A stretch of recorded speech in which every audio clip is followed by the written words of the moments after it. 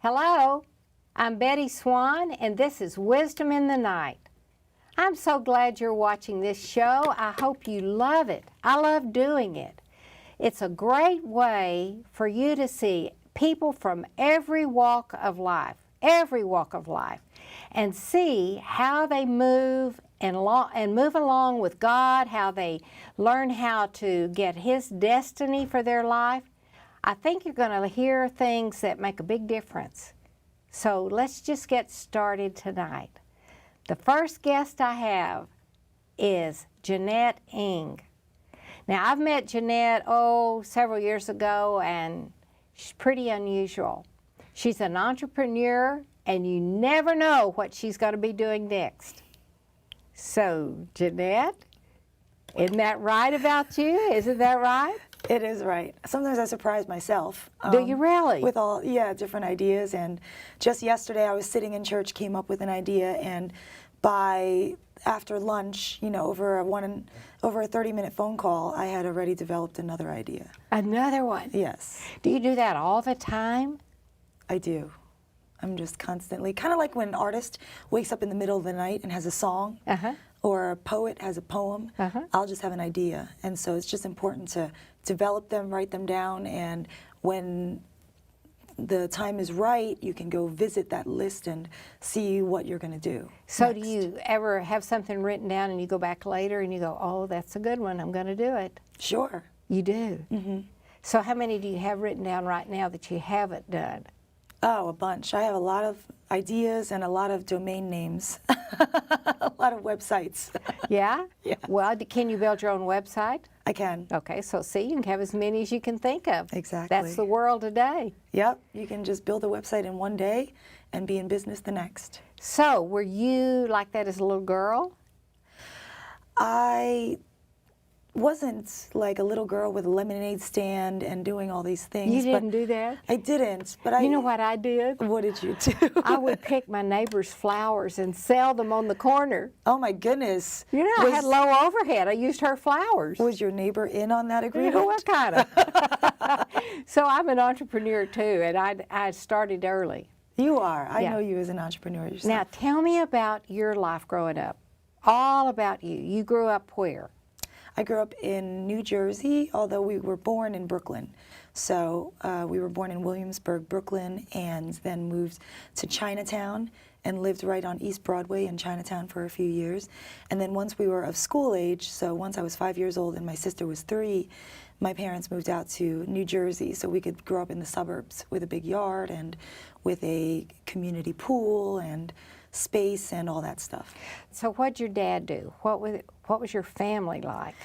So my dad came over from Hong Kong, and he worked in the restaurant business as a busboy and in the kitchen as a line chef, a line cook, dishwasher, everything, until he worked his way out of that and was then driving taxis. So he really was a blue-collar worker. And he saved up enough money to go back to Hong Kong and bring back his fiance at the time and his mom, and then then the family was here, and he was driving taxis and limos. In Manhattan? He drove in Manhattan? Right. So he knows Manhattan, I bet, like the back of his hand. Yes, he will tell you a better route. He knows the shortcuts, and he knows the routes and things like that. He knows his way around, yeah. So how long did he drive a cab? I think he did that for like a decade. He did it for long enough that he saved up enough money to become a landlord of a building in Chinatown, and we lived in that building. So that's really amazing. That is the American way. It right really there, is. the American dream, isn't it? He was a busboy, he didn't have an education, and he became the landlord and the owner of a building. And my grandma lived there, we lived there, and then when we moved to New Jersey, he still owned it and kept it going. And he still drove taxis for a while. Really? And then he became a deli owner in New Jersey. and gave up the taxi driving or the limo driving. Well, your dad's kind of an entrepreneur too. He is. And so you came by it honestly, didn't you? Yeah, maybe it was in the genes. Yeah, I bet it is.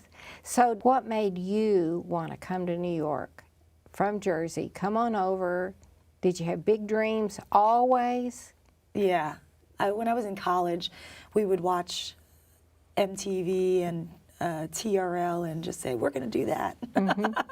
I mean, so it was a little bit of a flashy kind of entertainment type dream, and it's definitely evolved and developed. But I always wanted to be in New York, and I was always socializing in New York. And then when it came to freelancing and being in the entertainment industry as a host, I just gravitated Now, what's a towards host? New What York. kind of a host? What do you mean? It's what you're doing. Oh, like a TV host. Like a TV host, yes. Oh, okay. And So I started out doing that. You did? Where'd you start out doing it? I started out at my local cable station in New Jersey. Yeah. Yes, called EBTV, East Brunswick Television. And from there you moved to what, acting? And then I just continued hosting. And then I was doing hosting in New York for NYC TV, for red carpet events here in New York. Whenever a movie premiere would happen, I would be on the red carpet interviewing the actors and the director I of the bet movie. you loved that, didn't you? It was a lot of fun, for sure. It's exciting. Yeah. You see that as a passerby. You know, you see all the tents up and you see all the lights and the commotion. And I used to be in there on the carpet interviewing people. How long did you do that? I did that for a few years. And then were you also acting? Because I know you really have a really good acting career. Thank you. I wasn't acting at that time.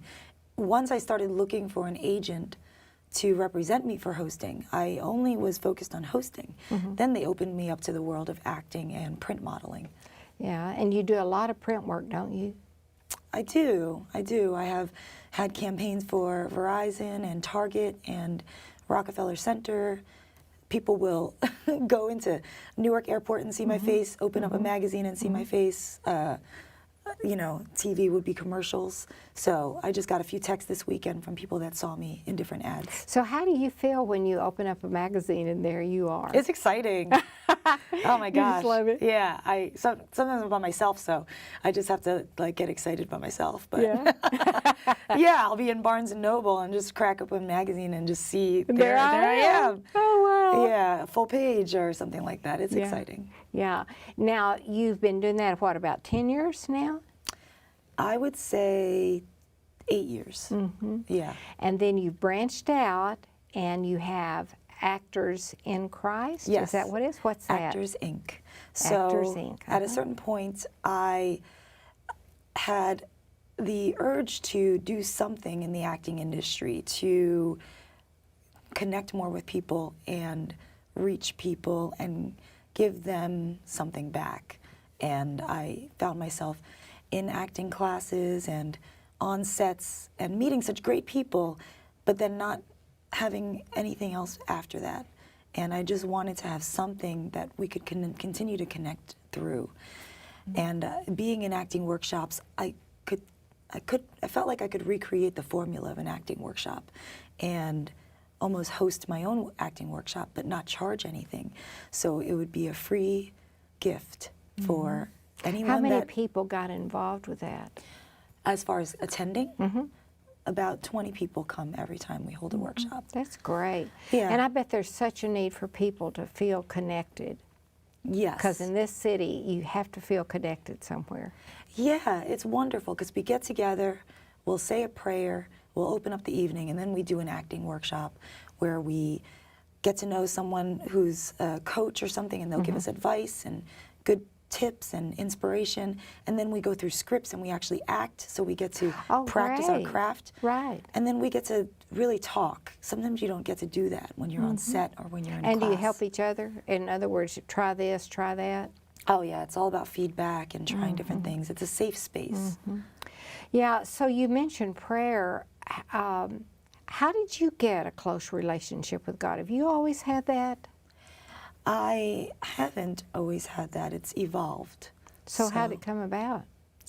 I was brought to church by my mom when we were young. I saw pictures of us in the children's choir when I was about 7 and my sister was 5. So it was young, and we grew up pretty much with church friends and singing in the choir and going to church on Sundays, Fridays, Saturdays, Sundays sometimes. So it was a part of our lifestyle, and my dad eventually came with us too. So I grew up in church.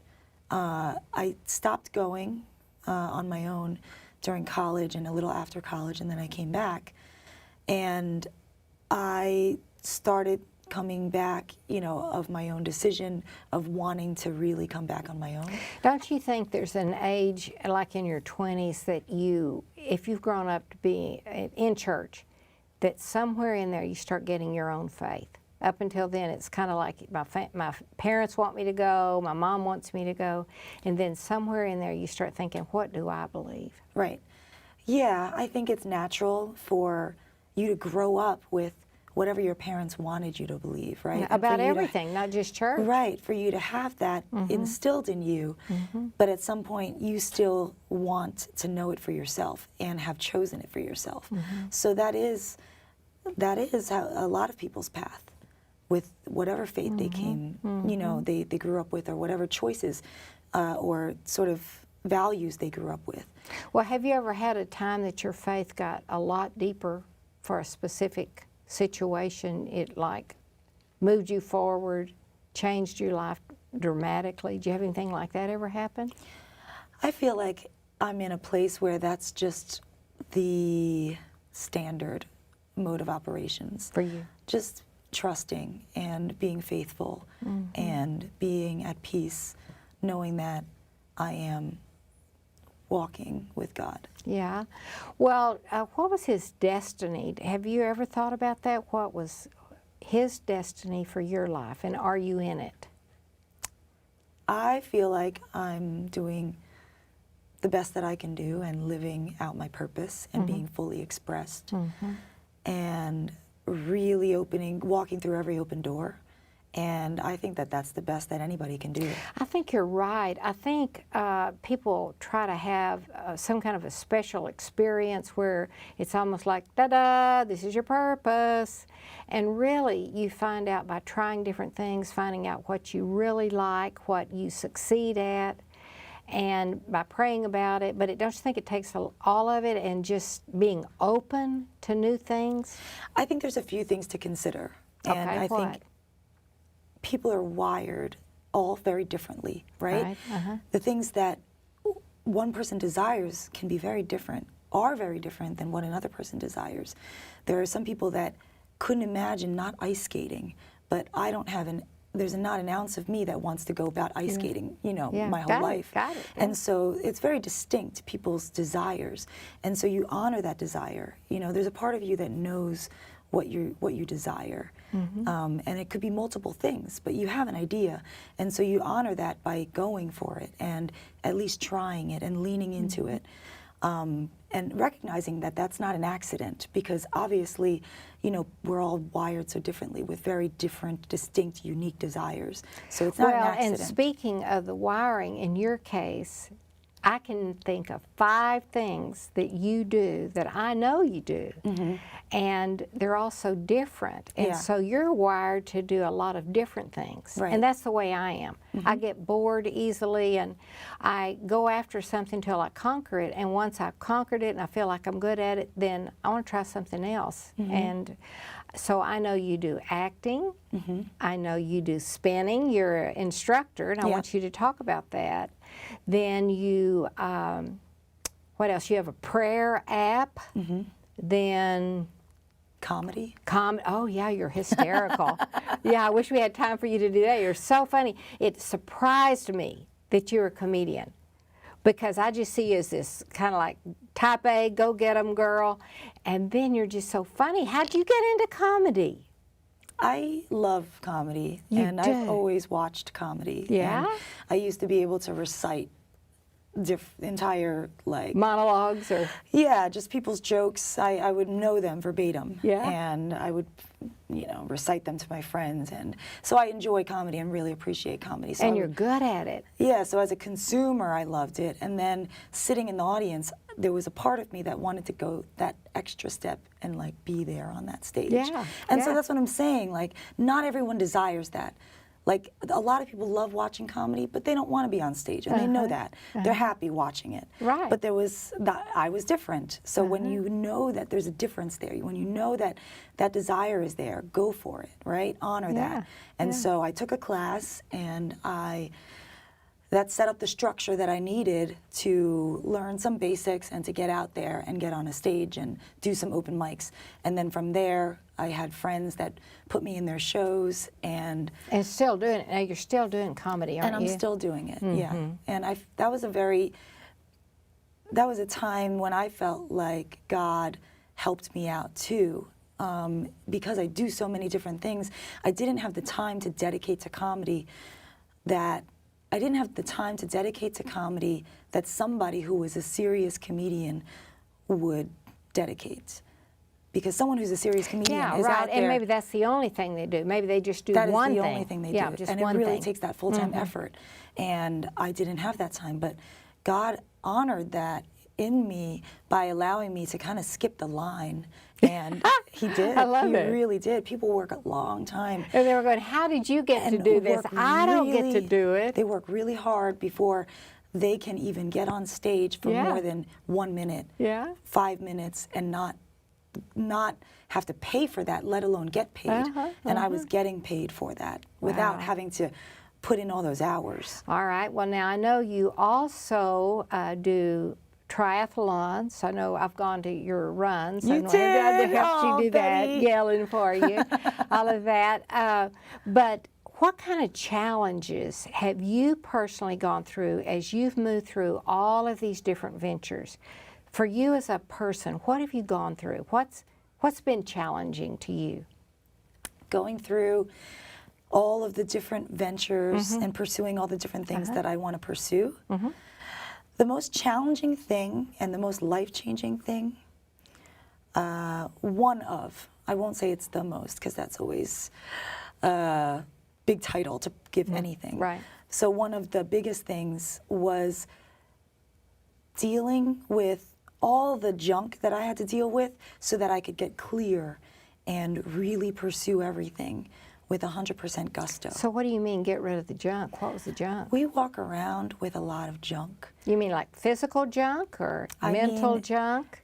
I mean emotional junk. Yeah, yeah. So whether it's unforgiveness or a childhood that you regret or anything that you're blaming, those things will weigh you down and be drama in your mind and will cloud you and mentally and really physically prevent you from being able to get up and go and like go for everything and be available for everything. Do you ever get discouraged?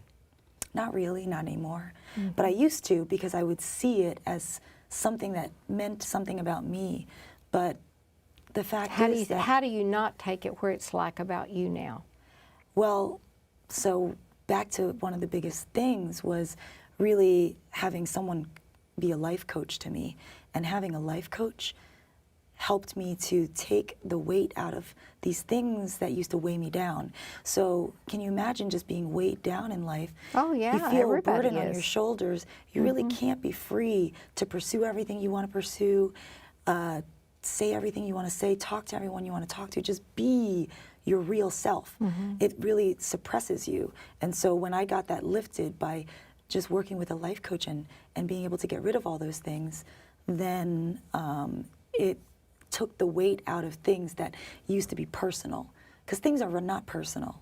And But you take them personally. we take them personally. Because Especially in your head. You can have mind games going on in your head, right? Yes. Yeah. So it's a practice.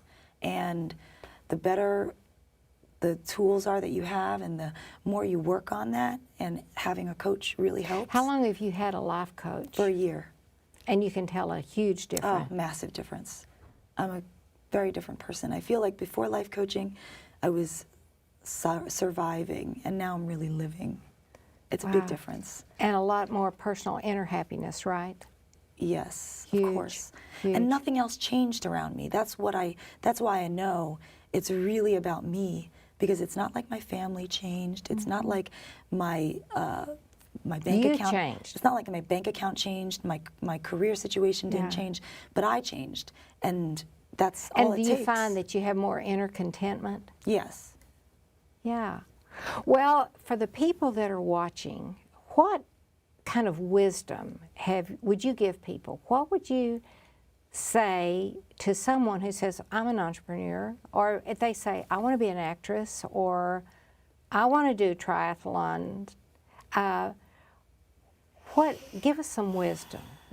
The two biggest things are having a relationship with God and getting life coaching, because no matter what I go through, whether it's relationships or business or body weight and exercise, I mean, we can feel so in turmoil, and those two things have really centered me and constantly given me peace and power.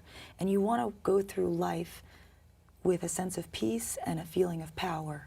You don't want to feel powerless. You don't want to feel like things are out of control. And you want to feel at peace, and you want to feel loved, because things are always going to be in flux. Things are always going to be changing. And so if you can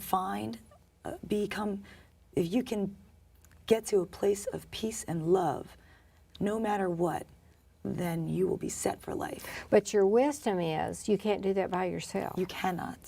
I think that you want to have a relationship with your Creator so that you have an open line of communication, and you can pray, and you can seek, and you can get real to your purpose and get real to truth and wisdom from God. And then you also want to get clear of the junk that you might be carrying around, because even with God's love and even with a close relationship with Him, you could still be stopped up and stuck. And that's where the life coach would come in? And that's where the life coaching so comes in. really what you're saying is a spiritual answer and a practical answer. Yes. Right? Both? Yes. And That's your wisdom. Have Yes. spiritual answers Together. and practical answers together, not one or the other. Yes. That's what's worked for me. I've always had God, but there was still Something more. missing. There was still more to grow, and I'm living so much larger and freer and with more power and freedom now that I've gotten life coaching. So I always felt God's love, but I still wasn't able to operate as freely as I am now that I've gotten the life coaching. Like a key. It is. How much do you pray? I pray every day. All the time? Like some people call them popcorn prayers. You know, it's just as it occurs to you to pray, Sure. you pray. Yes. You just talk to the Lord, right? Yes, I do have quiet time in the morning where I'll do a little bit of yoga and stretching, and right after that, it'll be a perfect time for prayer. So I'll do that as a scheduled Do you read quiet the time. Bible every day? I am getting better at that. I am recommitting as of today. As of this show? No, I started today actually, this morning, and I read the first chapter of John. But yeah, I'm recommitting to reading a chapter a day, because I do want to become more intellectual about my faith and have those scriptures and that knowledge. And it's truth. That's the other thing. It's truth, and the more truth you can get inside yourself, the more you act in ways that you need to act. I mean, you just instinctively act the right way because you've been getting that word in you, word in you, word in you. Yeah. So I want to tell those of you that have been watching this show, think about what she said. Think about that. Would you call that wisdom? I would. For myself, I am so blessed. I have friends that are really wise, a lot of them actually. And they are people who walk with God. They do have a close walk with God, and they do read the Bible, and they do believe it, and they do act on it. And as a result, everybody around them sees them as somebody wise, and they come to them for advice. So they become, in effect, a life coach. It doesn't have to be that title. You don't have to go to a person who says, I'll be your life coach. It is possible to form friendships with very wise people. So with all my friends, we've always laughed and said, we don't have to pay for a counselor or a therapist because each of us are busy doing that to help people. Let's just help each other. And probably the piece of wisdom I would give you is have the kind of friends around you that you know love you. You know they love you. They want the best for you, so that when they say to you, hey, here's something I think you could change, or here's something I think you could think about, then you'll listen and you won't be defensive. So there is true wisdom. This woman talking tonight is a woman out there going for everything with great gusto, willing to make mistakes as she moves forward learning. And you can do that too. Why not you?